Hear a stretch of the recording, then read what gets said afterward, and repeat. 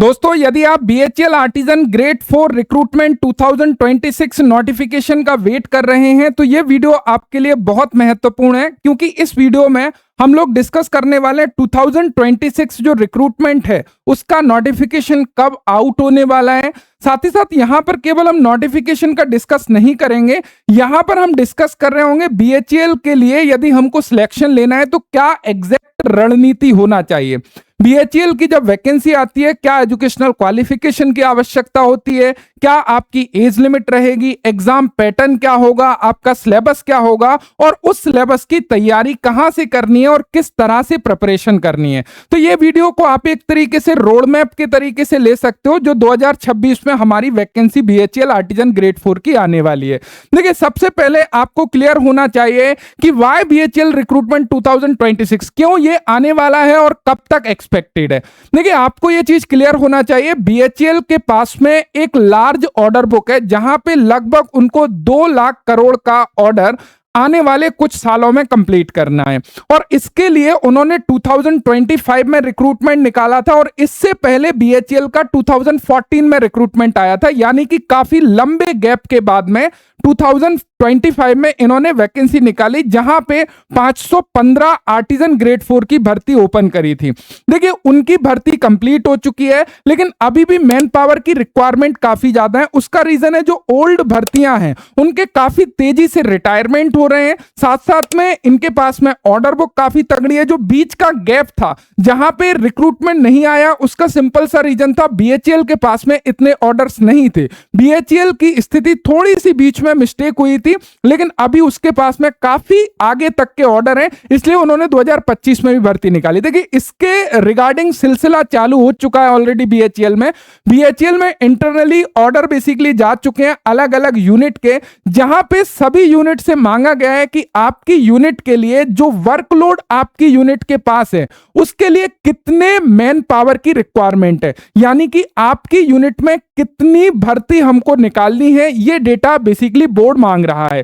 यानी कि क्लियर है कि अलग अलग यूनिट में बैठक चल रही है जहां पे वो डिसाइड कर रहे हैं कि हमको कितने आर्टिजन की रिक्वायरमेंट है। और ये जो लगभग अभी जो डेटा निकल के आ रहा है उसके अकॉर्डिंग इस बार 2025 में जो भर्ती निकाली गई थी 515 आर्टिजन की, लगभग उससे डबल भर्ती आने के चांसेस हैं, यानी कि 1000 पोस्ट पर वैकेंसी आ सकती है। सवाल उठता है कि कब तक वैकेंसी आने के चांसेस हैं। देखिए, यदि हम वैकेंसी की बात करें तो लगभग आप ये मान सकते हो अगस्त तक ये डेटा कंप्लीट हो जाएगा। तो अगस्त लास्ट वीक या फिर सितंबर फर्स्ट वीक में हमको हो सकता है कुछ खुशखबरी देखने को मिल जाए, हम लोगों को एडवर्टाइजमेंट देखने को मिल जाए। ध्यान रखिएगा, एडवर्टाइजमेंट आने के बाद में काफी कम समय हमारे पास में होता है, यानी कि एक्सपेक्टेड है 2027 जनवरी तक ये अपनी पूरी भर्ती प्रक्रिया को कंप्लीट करके जो है टोटल कंप्लीट कर लेंगे, यानी कि ज्वाइनिंग तक का प्रोसेस ये करा सकते हैं। अब थोड़ा सा समझिएगा सारी चीजों को। यहां पे यदि हम बात करें आर्टिजन ग्रेड 4 की, देखिए आर्टिजन ग्रेड 4 की वैकेंसी जो आने वाली है उसके लिए स्पेशल टेक्नो एप्लीकेशन पर हम लोगों ने कोर्सेज चालू कर दिए हैं, चाहे फिटर का हो, टर्नर का हो, मशीनिस्ट का हो। यहां पर आपका कंप्लीट सिलेबस बेसिकली अवेलेबल है, जहां पे चाहे ट्रेड थ्योरी हो, डब्ल्यूसीएस हो, इंजीनियरिंग ड्राइंग हो या रीजनिंग हो, लाइव क्लासेस के माध्यम से आपको कंप्लीट कराया जा रहा है। अभी कोर्सेज स्टार्ट हुए हैं, अभी आप जुड़ोगे तो हर एक each and everything classes live classes के माध्यम से आपको मिल रही होंगी। साथ ही साथ जो 2025 में हम लोगों ने टारगेट बीएचईएल कोर्सेज लॉन्च किए थे, जहां से काफी सारे स्टूडेंट्स का सिलेक्शन हुआ।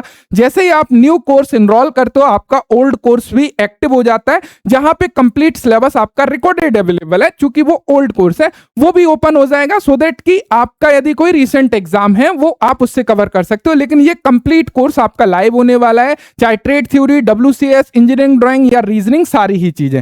यहां पर देखिएगा, सबसे पहले यदि आर्टिजन ग्रेड 4 2026 की भर्ती आती है तो आपको क्या तैयारी करनी है, यानी कि क्वालिफिकेशन क्या जरूरी है, क्योंकि कई सारे लोग हैं जिनको एज लिमिट में इशू आ सकता है, तो अपनी पहले से कुछ तैयारी कर सकते हैं जिससे वो एलिजिबल हो सकते हैं।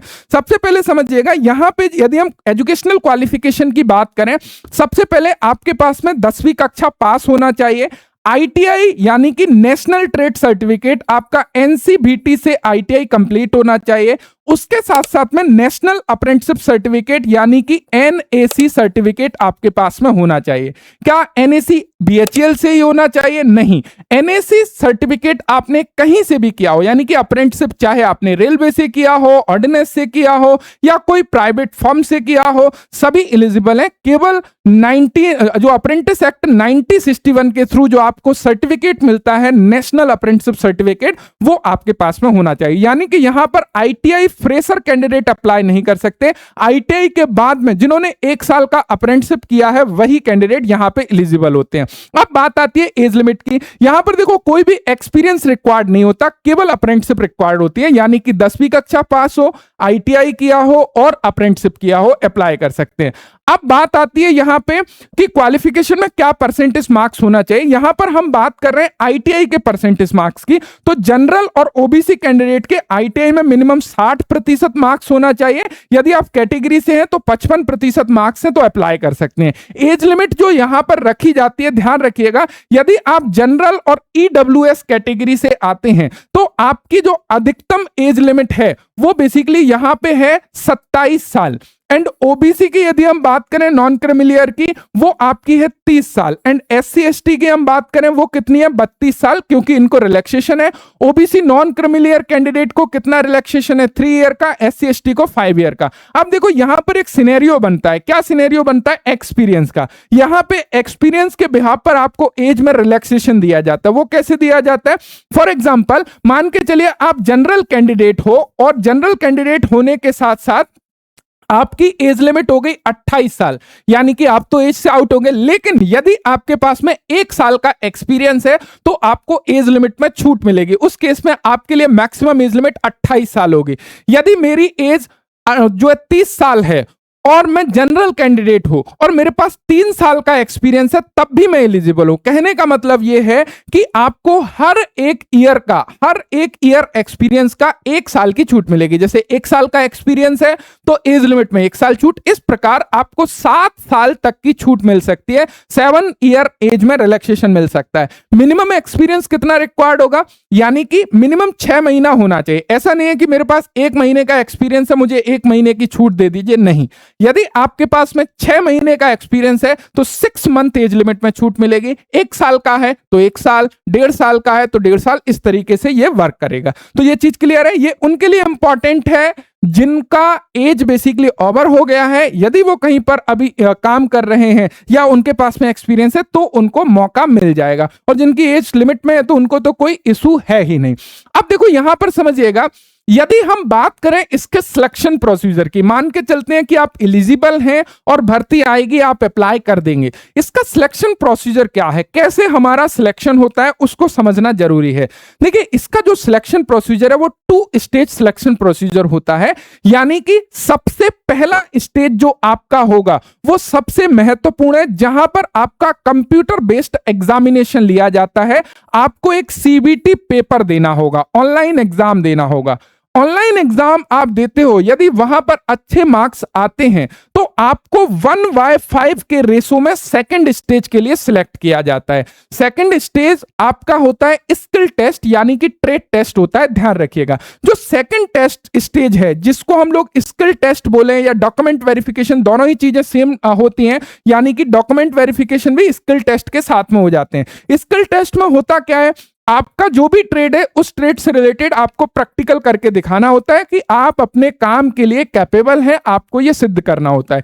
ये जो स्किल टेस्ट या प्रैक्टिकल होता है ये क्वालिफाइंग नेचर का होता है। जिस तरह से आप आईटीआई में प्रैक्टिकल करते हो, आपके प्रैक्टिकल एग्जाम होते हैं, उसी तरह से यहां पे भी प्रैक्टिकल बेसिकली आपका लिया जाता है। यहां पर आपको कोई मार्क्स नहीं मिलेंगे, यहां पर आपको केवल क्वालिफाई करना जरूरी है। यानी कि आप क्वालिफाई हो गए तो फाइनल मेरिट जो बनेगी आपके कंप्यूटर बेस्ड एग्जामिनेशन से बनेगी। तो यहां पे जो सिलेक्शन का मुख्य इंपॉर्टेंट हिस्सा है वो आपका ऑनलाइन एग्जाम है। यदि आप अपने एग्जाम में अच्छे मार्क्स लेके आते हो तो आपका सिलेक्शन आसानी से हो रहा होगा, आपको कोई नहीं रोक सकता। बस आपको अपने ट्रेड के बारे में नॉलेज होना चाहिए। यदि आप एग्जाम निकालोगे तो इतनी ज्यादा पॉसिबिलिटी है कि आपको अपने ट्रेड के बारे में नॉलेज है, जब तो आप एग्जाम को निकाल पा रहे हो। क्लियर है। यहां पे मोस्ट इंपॉर्टेंट क्या है, final merit order will be prepared only the basis of CVT score, जो आपका ऑनलाइन एग्जाम का स्कोर है वो अच्छा है तो आप जो है सिलेक्ट यहां पे हो जाओगे। अब ऑनलाइन एग्जाम में स्कोर अच्छा लाना कैसे है, उसके लिए हमको पता होना चाहिए एग्जाम पैटर्न का, एग्जाम सिलेबस का, कहां से क्वेश्चन आते हैं, किस तरह से प्रिपरेशन करनी है, उसके बारे में थोड़ा सा समझिए। देखिए, यदि हम बीएचएल आर्टिजन एग्जामिनेशन पैटर्न की बात करें, यहां पे आपका जो क्वेश्चन पेपर होगा उस क्वेश्चन पेपर में 120 objective type multiple choice question पूछे जाएंगे, जिसमें हर एक क्वेश्चन के 4 ऑप्शन आपको दिए होंगे। यहां पर जो क्वेश्चन पेपर की लैंग्वेज है बेसिकली वो 3 लैंग्वेज रहती है, यानी कि हिंदी में भी रहेगा, इंग्लिश में भी रहेगा, यदि पर्टिकुलर स्टेट तेलंगाना वगैरह से हैं तो वहां पे तेलुगु वगैरह भी रहेगा। तो इस तरह से ये आपके बेसिकली क्वेश्चन पेपर होता है। इसके लिए जो समय मिलता है आपको हल करने के लिए वो 90 मिनट का समय मिलता है, यानी कि 120 प्रश्न आपको हल करने हैं, उसके लिए 90 मिनट का समय मिलेगा। अब देखो, जो 120 प्रश्न है ना वो कौन कौन से सब्जेक्ट से आपके एग्जाम में पूछे जाते हैं उसको समझिए। देखिए, आप आर्टिजन ग्रेड 4 का एग्जाम दे रहे हो, यहां पे सबसे ज्यादा वेटेज जो होता है वो होता है क्वेश्चन ऑन ट्रेड, यानी कि आप जिस भी ट्रेड से अपने फॉर्म को अप्लाई कर रहे हो उस ट्रेड से आपके क्वेश्चन पेपर रहेंगे। जैसे कि यदि आप फिटर ट्रेड से अप्लाई कर रहे हो तो ये 70 क्वेश्चन फिटर ट्रेड थ्योरी से रहेंगे, इलेक्ट्रीशियन से कर रहे हो तो इलेक्ट्रीशियन से, टर्नर से कर रहे हो तो टर्नर से, यानी कि आपका जो भी ट्रेड है उस ट्रेड थ्योरी के क्वेश्चन आपके 70 क्वेश्चन पूछे जाएंगे 120 में से। दूसरा जो सब्जेक्ट होगा question on engineering drawing and workshop calculation and science. ध्यान रखिएगा, यहां से 30 प्रश्न आपके आएंगे, यानी कि ये जो 100 प्रश्न हैं आपके 120 में से ये आपके टेक्निकल के होंगे, यानी कि ट्रेड थ्योरी के 70 क्वेश्चन और 30 question workshop calculation and science और साथ में इंजीनियरिंग ड्राइंग, यानी कि आप बोल सकते हो 15 question workshop calculation and science के होंगे और 15 क्वेश्चन आपके जो है इंजीनियरिंग ड्राइंग के होंगे। तो इंपॉर्टेंट क्या है, इंपॉर्टेंट है ट्रेड थ्योरी भी हमको कवर करना है, WCS भी कवर करना है और इंजीनियरिंग ड्राइंग भी कवर करना है। उसके अलावा जो नॉन टेक्निकल सेक्शन में क्वेश्चन आते हैं ये question on trade of test of reasoning, यानी कि जो हमारा रीजनिंग है वहां से 20 क्वेश्चन आते हैं और इसमें कुछ ही टॉपिक दिए हैं सिलेबस में, यानी कि जो रीजनिंग के क्वेश्चन होते हैं वो कोडिंग, डिकोडिंग, आप लोगों के वेन डायग्राम वगैरह, तो इस तरह के क्वेश्चन आप लोगों को देखने को मिलेंगे। ये सिंपल लेवल के क्वेश्चन, यानी कि इजी टू मॉडरेट क्वेश्चन आप कहीं ना कहीं बोल सकते हो यहां पे जो क्वेश्चन पूछे जाते हैं। तो कहने का मतलब यदि पूरे एग्जाम पैटर्न की ओर आप फोकस करोगे तो यहां पे आपको नजर आएगा कि आप एक टेक्निकल एग्जाम दे रहे हो और वास्तव में इसका जो सिलेबस है वो टेक्निकल के फेवर में है, यानी कि यदि आपका टेक्निकल अच्छा है तो आप इस एग्जाम को आराम से निकाल पाओगे और यही इसकी सबसे बड़ा पॉजिटिव पॉइंट है कहीं ना कहीं आईटीआई स्टूडेंट्स के लिए, जो रियल आईटीआई स्टूडेंट्स है, ध्यान रखिएगा। इसीलिए भी ये जॉब काफी महत्वपूर्ण बन जाती है।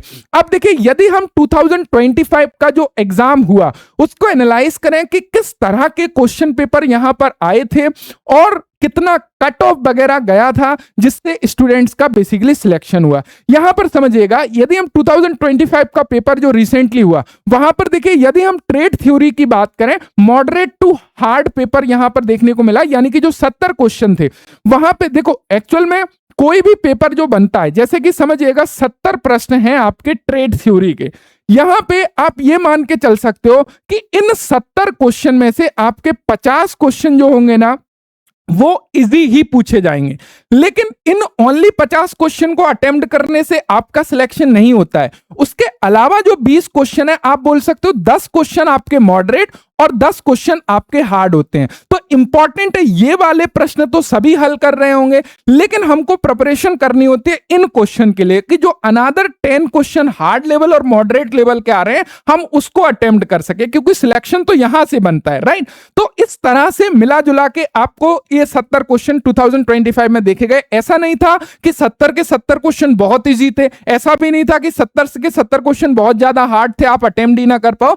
तो तो इस तरह से, और यहां पर थोड़ा सा प्रैक्टिकल अप्रोच के क्वेश्चन ज्यादातर देखने को मिलते हैं, जैसे कि बीएचईएल में यदि फिटर टर्नर की बात करें, सीएनसी की तरफ बेसिकली वो जाने की कोशिश करेगा डेफिनेटली इस बार भी, है ना। तो इस तरह से आपको अप्रोच करनी होगी। अब यहां पर यदि हम बात करें 30 क्वेश्चन जो हमारे इंजीनियरिंग ड्राइंग और डब्ल्यूसीएस से थे, यहां पर एक बहुत ही अच्छा, जो भी हमारे स्पेशल टेक्नो के कैंडिडेट थे वो इनको काफी इजी लगे। क्यों लगे, उसका रीजन है, यहां पर ये करते क्या है, वास्तव में आपको यदि प्रैक्टिकल करना है और आपको ड्राइंग दी जाए, वहां पर जो सिंबल है ड्राइंग को समझना है, टाइप्स ऑफ लाइंस को समझना है, यदि वो आपको आता है तो आप बीएचईएल के पेपर में ईडी और डब्ल्यूसीएस में मार नहीं खाओगे, समझ रहे हो, क्योंकि ये क्वेश्चन पूछते प्रैक्टिकल अप्रोच के। ये ऐसा नहीं है कि किताबी में एकदम उस तरह से, वो उस तरह से पूछते हैं कि आपको यदि वर्क करना है तो आप वर्क के लिए कैपेबल हो या नहीं। उनको चाहिए एक रियल एम्प्लॉय बीएचईएल को, क्योंकि उनको भी ये काम कराना है, समझ रहे हो, एक आर्टिजन चाहिए उनको, तो उस हिसाब से वो क्वेश्चन पेपर को डिजाइन रहता है।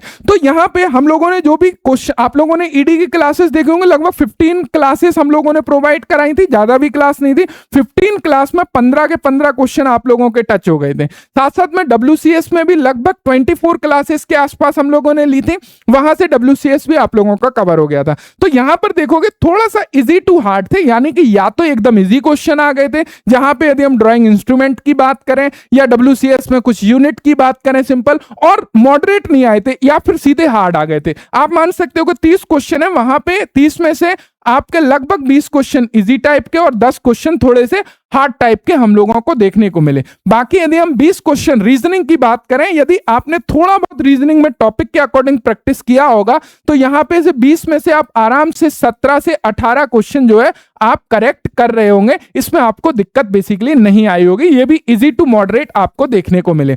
अब सवाल उठता है, सर कट ऑफ कितना गया, या फिर 2026 में कितना कट ऑफ जा सकता है, क्या स्कोर हम लोगों को लाएंगे जब हम लोग सेफ स्कोर की तरफ जाएंगे। देखिए आप एक बात समझिएगा, आप जितने भी पेपर देखते हो जहां पे आपका क्वेश्चन पेपर 100 मार्क्स का होता है, आप बोलते हो कि यदि 80% मार्क्स हम लेके आ गए तो हमारा सिलेक्शन हो जाएगा। अब मैं आपसे पूछना चाहूंगा, बीएचईएल में क्या इसके अकॉर्डिंग 90 मार्क्स लाना पड़ा जब सिलेक्शन हुआ? नहीं, यहां पे कई कई यूनिट में 75, 72, 73 तक में सिलेक्शन हुआ, यानी कि आउट ऑफ 120 ओनली 74, 78, 75 मार्क्स भी जो कैंडिडेट लाए उनका सिलेक्शन हुआ। क्यों? उसका रीजन है, बीएचईएल एक ऐसी वैकेंसी है जहां पे सेंट्रलाइज वैकेंसी निकाली जाती है। Centralise vacancy in the sense कि हेड ऑफिस ने वैकेंसी निकाली जहां पे बीएचईएल की जितनी भी यूनिट हैं उन सभी यूनिट की एक साथ वैकेंसी ओपन होगी, चाहे भोपाल यूनिट हो, बनारस यूनिट हो, झांसी यूनिट हो, त्रिची यूनिट हो, कोई भी यूनिट है, उन सभी की एक साथ वैकेंसी ओपन होगी। और कंडीशन होती है यहां पे कि एक कैंडिडेट केवल किसी सिंगल यूनिट में अप्लाई कर पाएगा, यानी कि आपने यदि भोपाल यूनिट में अप्लाई किया तो आप बाकी सभी यूनिट से कॉम्पिटिट नहीं कर रहे होंगे। तो इस केस में फायदा क्या होता है? इस केस में फायदा यह होता है कि कैंडिडेट एरिया वाइज डिवाइड हो जाता है। आपका जैसे कि नॉर्थ का कोई कैंडिडेट है, उसका साउथ के कैंडिडेट से कंपटीशन नहीं है। साउथ का कैंडिडेट कभी नॉर्थ में अप्लाई नहीं करेगा, वो चाहेगा कि मैं काम करूं तो मैं साउथ में करूं, या नॉर्थ का कैंडिडेट साउथ में अप्लाई नहीं करेगा। इन जनरल केस में बता रहा हूं। तो यहां पे क्या है, एरिया वाइज कंपटीशन डिवाइड हो गया। जैसे कि हम यदि बात करें, साउथ में टेक्निकल का बहुत डिमांड रहता है और टेक्निकल के काफी इंटेलिजेंट कैंडिडेट होते हैं, तो वो साउथ में सिमट के रह जाते हैं।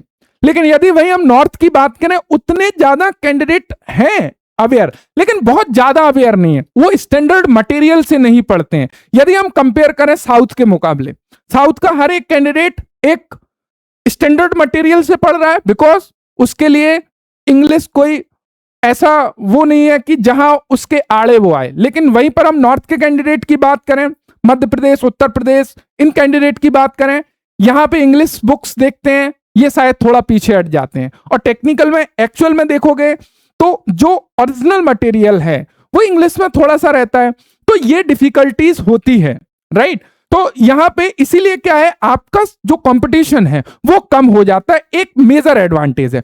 और यहां पे यदि आप देखोगे कि कौन से मटेरियल से हम पढ़ें, लर्निंग फॉर 2026 कौन सा मटेरियल हमारे लिए इंपॉर्टेंट है? देखिए 2025 में मैंने आप लोगों को कोर्सेज प्रोवाइड कराए, वहां से आपने देखा कि काफी सारे स्टूडेंट्स का सिलेक्शन हुआ। यानी कि यदि स्पेशल टेक्नो के बीएचईएल अचीवर्स 2026 आप देखोगे, जहां पे आपको काफी सारे कैंडिडेट दिखेंगे, या इवन आप किसी भी यूनिट में आपके रिलेटिव या जो भी है वहां से आपको क्लियरली, या आपके कोई कॉन्ट्रैक्ट में जॉब लगा है तो वो आपको फीडबैक खुद ही दे देते हैं कि एक्चुअल में करना क्या है, कहां से प्रिपरेशन करनी है। यानी कि अभी जब कोर्सेज लॉन्च किया या लॉन्च करने से पहले से, क्योंकि उनको पता लग गया कि वैकेंसी आने वाली है, इतना फोर्सेस के माध्यम से, क्योंकि मैं जनरली कोर्सेज लॉन्च करता हूं एडवर्टाइजमेंट आने के बाद में, लेकिन इतना ज्यादा प्रेशर कि सर प्लीज लॉन्च करो, क्योंकि हमको पता है वैकेंसी आने वाली है, हमारे भाई लगे, हमारे ताऊ के लड़के लगे, समझ रहे हो। तो यहां पे माउथ पब्लिसिटी होती है, मैं बहुत ज्यादा वो नहीं करता हूं। देखिए यहां पर देखिएगा, आप देखोगे अचीवर में मेन मैं पॉइंट क्या दिखाने वाला हूं, 89.25 पर सिलेक्शन, 101.5 पर, 87 पर सिलेक्शन, राजेश कुमार, यहां पर देखोगे उमेश कुमार, एंड यहां पर आप देखते चलो 88.5 पर सिलेक्शन हुआ, 75.5 पर हैदराबाद यूनिट मशीनिस्ट ट्रेड में इनका सिलेक्शन हुआ, धर्मेंद्र कुमार का, स्पेशल टेक्नो के अचीवर, ये सारे स्पेशल टेक्नो के कोर्सेज इन्होंने ज्वाइन किए थे। विशाल रहाटे 91.5 लेके आए, 101.81, यानी कि आप देखोगे 78 पर भी सिलेक्शन टर्नर जो है हरिद्वार में इनका हुआ। यहां पर देखोगे टर्नर में 79.25, 85.25 पर मशीनिस्ट में इनका सिलेक्शन हुआ। उसके अलावा आप देखोगे 98, 83, यानी कि मेरा कहने का मतलब है इवन 76 मशीनिस्ट में आप देख सकते हो। मेरा कहने का मतलब है कि आप यदि 120 प्रश्न हैं, इसके 80% स्कोर आप ले आए तो आपका चांसेस बन जाएगा कि आपका सिलेक्शन आराम से बेसिकली हो रहा होगा, कोई नहीं रोकेगा। और ये बीएचईएल की यदि हम लोग खासियत बात करें, काफी सारे कैंडिडेट है, लगभग 50+ कैंडिडेट जो है ओनली उस ट्रेड से बेसिकली सिलेक्टेड हुए।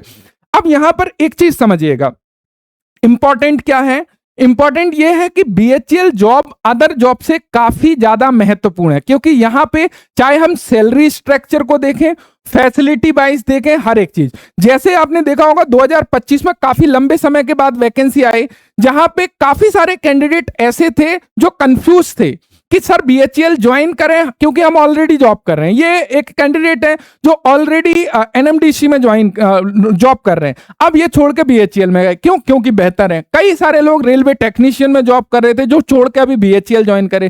देखो उसका सिंपल सा रीजन है, यहां पे आपका जो 1 ईयर का ट्रेनिंग होगा, 1 ईयर का ट्रेनिंग के दौरान आपको लगभग 16,000 रुपए दिए जाते हैं, है ना। 1 ईयर ट्रेनिंग के बाद में आपका जो बेसिक हो जाता है वो कितना हो जाता है, 29,500 रुपए हो जाता है। अब आप ये मान के चलिए 29,500 आपका है बेसिक पे, है ना, बेसिक पे। अब इस बेसिक पे पर आपका आईडीए मिलेगा, यानी कि इंडस्ट्रियल डियरनेस अलाउंस मिलेगा, जो समवेयर अराउंड हम मान के चलते हैं अभी 56 शायद % के आसपास है, 55-56 जो भी है, हम मान के चलते हैं 50% भी मान के चलो, है ना। और इसके अलावा इनका कैफेटेरिया अलाउंस 35% होता है ना। इनका एचआरए जो है आपके सिटी के अनुसार 10 या 20%। तो आपकी कुल मिला के जो सैलरी ही बन रही है वो लगभग 60,000 के आसपास बन रही है, समझ रहे हो। तो आप ये मान के चलो कि स्टार्टिंग 60,000 रुपीज, और कई सारे डिपार्टमेंट में जब 10 ईयर जॉब करने के बाद इस सैलरी पर, इस बेसिक पर पहुंचते हैं।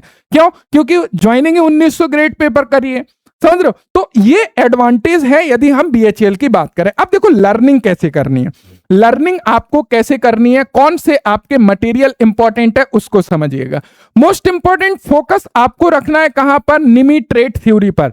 यहां पर ध्यान रखिएगा, ओरिजिनल निमी को आप कवर करिएगा। मैंने इसके ऊपर कंप्लीटली वीडियोस कई सारी, मैं 2017 से आपको ये चीज क्लियर करते जा रहा हूं कि हमारा ऑथेंटिक मटेरियल निमी ही है, वहां से आपको बेसिकली ट्रेड थ्योरी को कंप्लीट करना है।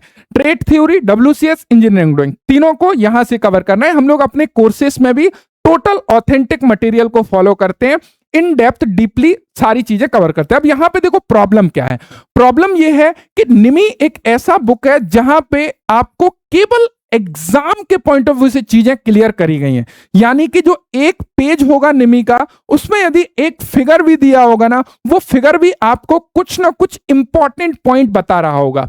तो इसके लिए जरूरी है कि आपका जो टेक्निकल बैकग्राउंड है वो काफी स्ट्रांग होना चाहिए, जब आप इन बुक को अच्छी तरह से समझ सकते हो। नहीं तो प्रॉब्लम क्या होती है, आपने पढ़ तो लिया लेकिन जब पेपर में क्वेश्चन आता है वहां पे दिक्कत हो जाती है।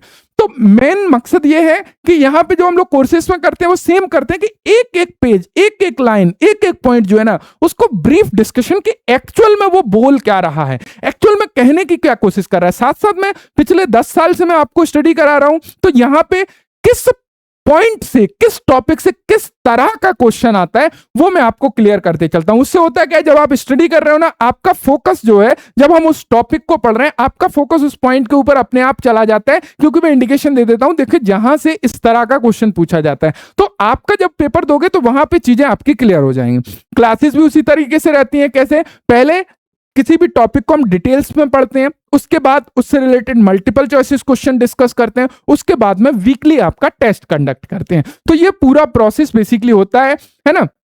आपको क्या, प्रीवियस ईयर क्वेश्चन पेपर का मैंने सारा डिस्कशन आप लोगों का कराया हुआ है ना। नीचे मैं डिस्क्रिप्शन में लिंक डाल दूंगा, आपका पूरा प्लेलिस्ट जो BHEL 2025 के जितने भी पेपर्स थे एंड क्लासेस थी डेमो, वो सारा मैं लिंक नीचे डाल दूंगा।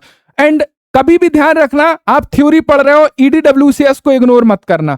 यहां से 25 मार्क्स आपको लाने ही है, 30 मार्क्स का है, तो इसको बिल्कुल भी इग्नोर नहीं करना है। साथ साथ में रीजनिंग को भी आपको प्रैक्टिस करना है। ध्यान रखिएगा, देखिए अभी का समय ऐसा है, आप किसी एक सब्जेक्ट के ऊपर पूरे तरह से डिपेंड नहीं रह सकते। ऐसा नहीं है कि सर मेरा तो EDWCS में ना पढ़ूं, ट्रेड थ्योरी अकेला पढ़ लूं, 70 में से मैं 65 ले आऊं, नहीं, ऐसा इसलिए नहीं कर सकते। कभी कभी क्या होता है, इतने सारे टॉपिक है ना, किसी एक टॉपिक को वो थोड़ा सा हार्ड रखने का कोशिश करता है, समझ रहे हो। तो आपको सभी को बैलेंस करके चलना होगा कि यहां से भी आप कुछ मार्क्स ला रहे हो, यहां से भी ला रहे हो, यहां से भी ला रहे हो सकता है आप 70 में से 65 मार्क्स लेके आ जाओ, और हो सकता है आप EDWCS में से जो 30 है वहां से केवल 20 मार्क्स लेके आ पाओ, समझ रहे हो। तो ये डिपेंड करता है। तो हमेशा ध्यान रखिएगा, आपको सभी टॉपिक को लेके चलना होता है। ज्यादा वेटेज है इसके ऊपर, इसका सिलेबस भी ज्यादा है। इवन यहां पे भी यदि EDWCS का सिलेबस देखोगे काफी ज्यादा है आपका, लेकिन उसको पढ़ना किस तरीके से, वो चीजें इंपॉर्टेंट है। ED में कुछ स्पेसिफिक टॉपिक हैं जहां से 100% क्वेश्चन आने हैं, WCS में कुछ स्पेसिफिक टॉपिक है जहां से 100% क्वेश्चन आने हैं। तो आप अपनी तैयारी को इस तरह से करो कि आप अपने जो मार्क्स हैं उनको एलिमिनेट करते चलो। यानी कि मुझे पता है कि इस टॉपिक से 100% क्वेश्चन आएगा, आपने उस टॉपिक को क्लियर कर लिया, दैट मीन आपने अपने हिस्से में उस मार्क्स को डाल लिया कि मुझे पता है यहां से आएगा ही और ये टॉपिक से मेरा क्वेश्चन नहीं छूटेगा। मतलब आप क्लियर होते जा रहे हो कि उन 120 प्रश्न में से मेरी तैयारी कितने प्रश्न की हो चुकी है, मैं कितने मार्क्स ला सकता हूं यदि अभी पेपर दे जाऊं, तब तो बात है तैयारी की, अन्यथा कोई मतलब नहीं है। तो मैं उम्मीद करता हूं कि चीजें आपकी क्लियर हो गई होंगी। बाकी यदि आप कोई भी जो भी स्टूडेंट्स हैं वो ज्वाइन करना चाहते हैं तो एप्लीकेशन प्ले स्टोर में अवेलेबल है, स्पेशल टेक्नो, वहां से मशीनिस्ट, फिटर और टर्नर तीनों कोर्सेज 2026-27 न्यू कोर्सेज आप लोगों के आ चुके हैं। आपको पेड कोर्सेज में जाना है, वहां पर BHEL न्यू कोर्सेज पर क्लिक करोगे, जहां पे तीनों ही कोर्सेज का फोल्डर है, वो तीनों कोर्सेज का फोल्डर ओपन होगा। आप जिस भी ट्रेड से हैं उस ट्रेड के कोर्स को बेसिकली बाय नाउ करके बाय कर सकते हो। लाइव क्लासेस आप लोगों की चालू है, शेड्यूल आप लोगों को मिल जाएंगे, ओल्ड कोर्सेज आप लोगों का ओपन हो जाएगा। Thank you so much video देखने के लिए। मैं उम्मीद करता हूं एक कंप्लीट रोड मैप आपको मिल गया होगा, इसको आप फॉलो करोगे तो डेफिनेटली आपको सक्सेस मिल रही होगी। Thanks for watching and bye bye.